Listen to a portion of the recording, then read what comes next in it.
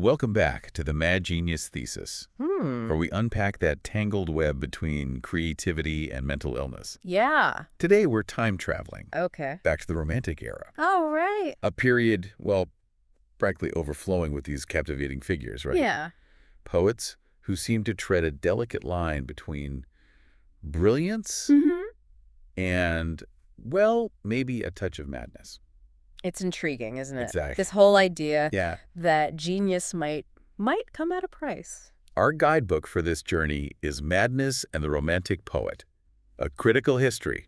And right off the bat, kind of throws us a curveball. Oh. Did you know that the stereotype, the tortured artist stereotype, Right. the genius driven to the brink by their own creativity, wasn't born in some smoky Parisian cafe? It goes back much further than that. Oh, real? We're talking ancient Greece. Think philosophers like Plato, Democritus. Plato, Yeah. the guy with the cave and the shadows. That's the one. Well, he, along with Democritus, they believed that poetic inspiration wasn't just some whimsical notion. Right. It was akin to divine madness, Okay. a frenzy Really? that gripped the poet, almost like the gods themselves were whispering Wow. those verses. So not just creative, but like divinely touched. Yeah. A bit of a double-edged sword, wouldn't you say? Absolutely. On one hand, you're blessed Right. with extraordinary talent. Of course. On the other, well, there's a reason we still use the phrase poetic license. Right. Society tends to give a bit of leeway to those deemed, touched by something Yeah. beyond the ordinary. Makes you wonder if it was a convenient label. Yeah. A way to kind of explain away behavior that didn't quite fit the mold. That's a fascinating thought. And speaking of fitting molds, the Romans had a slightly different take. Okay. Ever the pragmatists, they sometimes viewed this whole poetic madness thing with a touch of skepticism. So, less divine inspiration, more eye-rolling. Think of the poet Horace. Okay. He poked fun at this idea, suggesting it was all a bit overblown. Centuries later, Lord Byron, that poster child Right. for romantic rebellion, translated and reinterpreted Horace's work. Talk about bringing an ancient debate into the modern age. What did Byron have to say about all this? He actually suggested that it was the critics, The critics. those sharp-tongued reviewers, Okay. who might be driving poets mad with their scathing words. It's as if he's saying, hey, maybe it's not the creative process. Right. That's the problem. Yeah. But the way society reacts to it. Flipping the script entirely. So, from ancient Greece to Roman skepticism, it seems like this mad genius idea had been brewing for centuries. And during the Renaissance, it took on a new dimension. Think of Torquato Tasso, a poet believed to have struggled with mental illness. His life became almost a cautionary tale, fueling this image of the artist as inherently tormented, even doomed. So Tasso becomes the OG tortured artist. You could say that. His struggles fed into this growing narrative that true creative genius often came at a personal cost. And this, my friend, had a huge impact on the Romantics. Speaking of impact, we can't ignore the elephant, or rather the bard, in the room. Right. Shakespeare. That line, the poet's eye in a fine frenzy rolling, gets quoted all the time when talking about romantic poets. It's ironic, though, isn't it? That line comes from A Midsummer Night's Dream, and it's actually part of a critique of imagination. Shakespeare is warning us. Oh, wow. About the dangers of getting lost in fantasy. Yet the Romantics, those champions of feeling and emotion, embraced that very line. Talk about a misinterpretation. It shows how even a single phrase, plucked from its context, can take on a life of its own. Yeah. But to really understand how this mad genius idea took hold during the Romantic era, we need to look beyond literature. Enter 18th century medicine. Doctors and poets. Now that's an interesting pairing. What's the connection? Well, this was the Age of Enlightenment. Okay. A time obsessed with reason and scientific inquiry. And medicine was no exception. Right. Doctors were fascinated by the nervous temperament, this idea that certain individuals, often those with heightened sensitivity and imagination, were more prone to mental instability. So they were essentially medicalizing the concept of the sensitive soul. Precisely.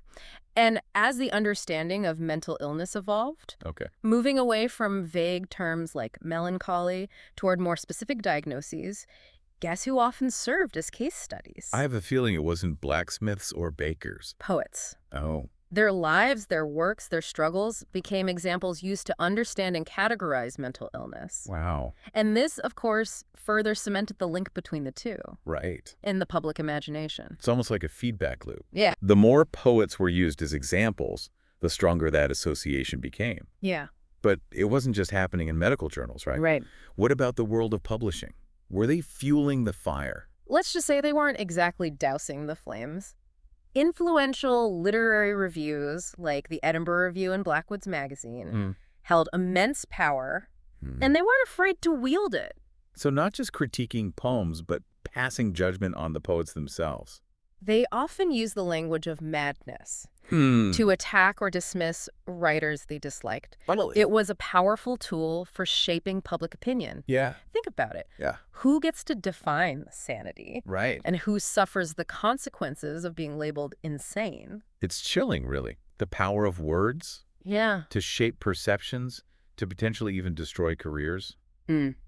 But I'm guessing not everyone took these attacks lying down. Oh, absolutely not. Yeah. Wordsworth, for example, Yep. saw what the reviewers were doing and pushed back against their obsession with what he called systematic criticism.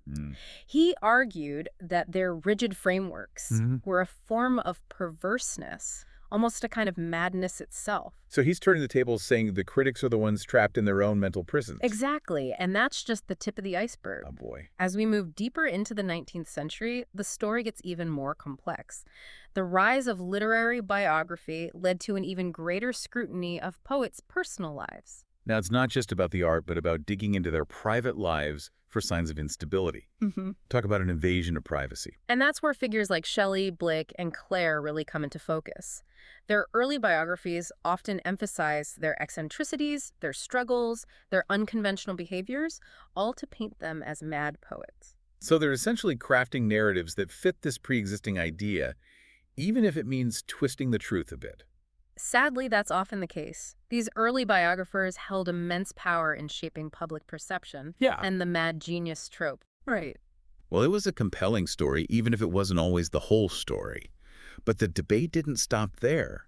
It spilled over into the realm of science. Scientists weighing in on the mad genius debate. Now, this is where things get really interesting. Tell me more. It was a time of immense scientific discovery. Yeah.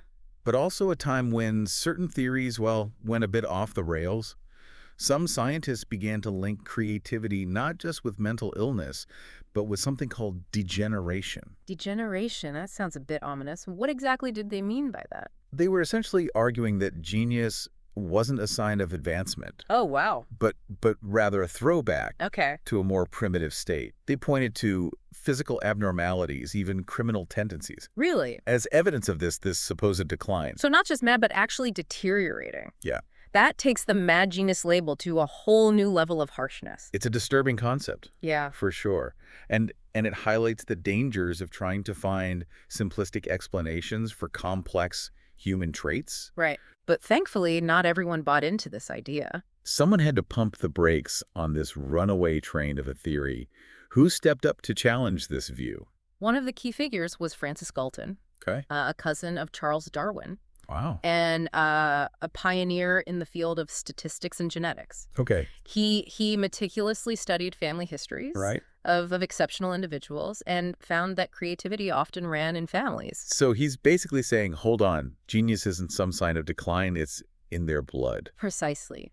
His work helped shift the focus away from pathology and towards a more balanced understanding of the factors that contribute to creativity.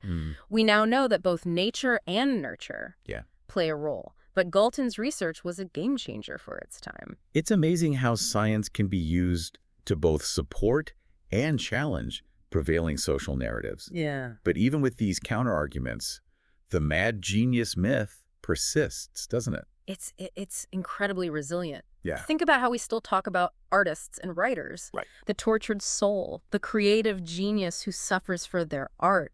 These are echoes of that romantic fascination with madness. We love the idea of the tortured artist. Yeah. The creative genius who's just a little bit edgy, a little bit dangerous.